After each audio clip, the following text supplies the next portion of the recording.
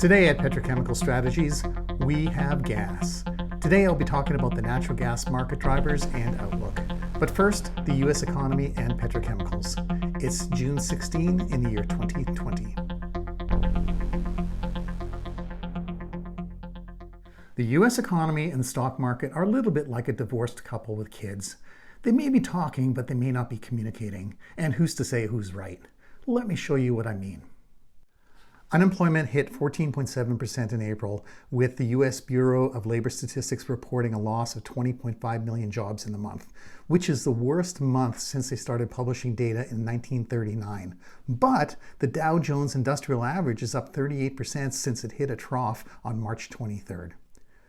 The Federal Reserve reported an 11.2% drop in industrial production, which is the biggest monthly decline since they started tracking industrial production data in 1919. But the S&P 500 is up 37% since it bottomed out on March 23rd. Also, consumer spending fell 13.6% in April, which is the largest decline since the Bureau of Economic Analysis started reporting data in 1959. But the NASDAQ is up 39% since its 2020 low point on March 20th. All of this can weigh in on the petrochemicals industry. Spot ethylene prices have some upside as ethane has started to move up, although contracts rolled into June. Spot propylene, on the other hand, is coming under a little bit of pressure as refinery run rates have gone over 73%. Polyethylene demand has picked up a little bit. Contract prices rolled into June, so there may not be any movement in domestic spot prices.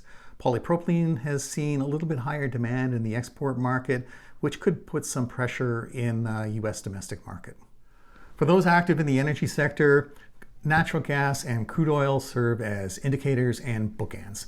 Natural gas is mostly ethane, there's some light hydrocarbons in it, and sometimes some impurities, whereas crude oil is a very diverse mixture of a whole bunch of different types of hydrocarbons, which results in a wide variety of different qualities in crude oil.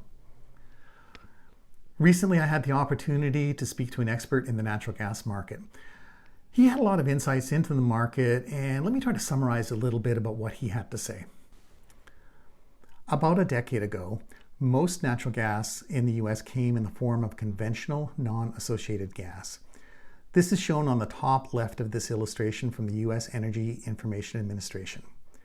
Geologists would locate a formation like this where gas is trapped under a rock seal and simply drill into it to extract the gas. Over the past decade, natural gas production has shifted from conventional to shale plays, also known as tight gas or unconventional natural gas. One other term you may hear is associated gas, which is the natural gas that comes with oil. Today, associated unconventional natural gas, meaning the natural gas coming from shale oil, represents approximately 15% of the total natural gas production in the US. The rise in production of associated gas is a byproduct of the exploration and production companies, the E&Ps as they're called, trying to source cheap crude oil from shale. They really didn't care about the natural gas contained in this shale oil because the value of the crude oil was so high. When crude oil fell to below $40 a barrel in March of this year, the E&Ps either shut in their wells or they left them drilled and uncompleted. As a side note, drilled and uncompleted wells are known as DUCs. So domestic production went from 96 billion cubic feet a day to 89 billion cubic feet a day. During this period of time, we had mild weather in the spring and COVID-19, which resulted in lower demand for domestic natural gas. To make matters worse, inventories around the world are going up, which means prices in Asia and Europe are coming down. If you are a US producer who has length in natural gas, even if you could find an international customer to buy your natural gas, you'd be selling at a loss of maybe 10 cents an MMBTU.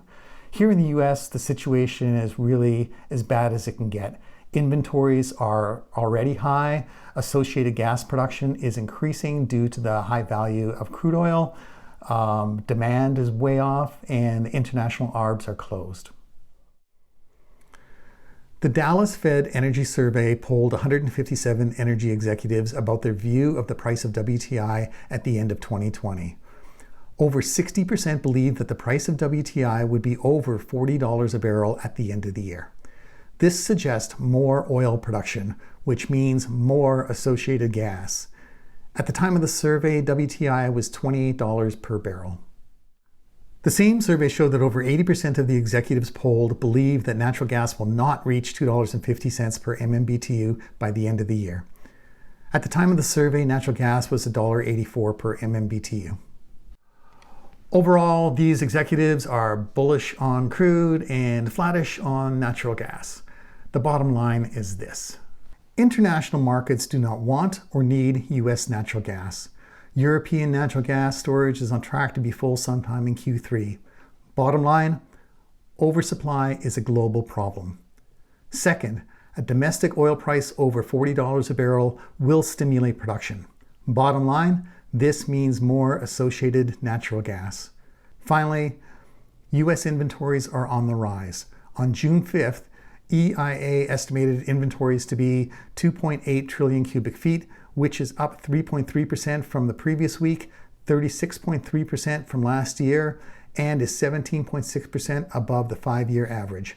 Bottom line, US producers could fill its 4.2 trillion cubic foot storage capacity by October this year. Thank you for watching today at Petrochemical Strategies. A full transcript of this blog is available on our website, petrochemicalstrategies.com. There you can also leave me a question or a comment, and I'll gladly get back to you on that. Thank you, and I will see you next time.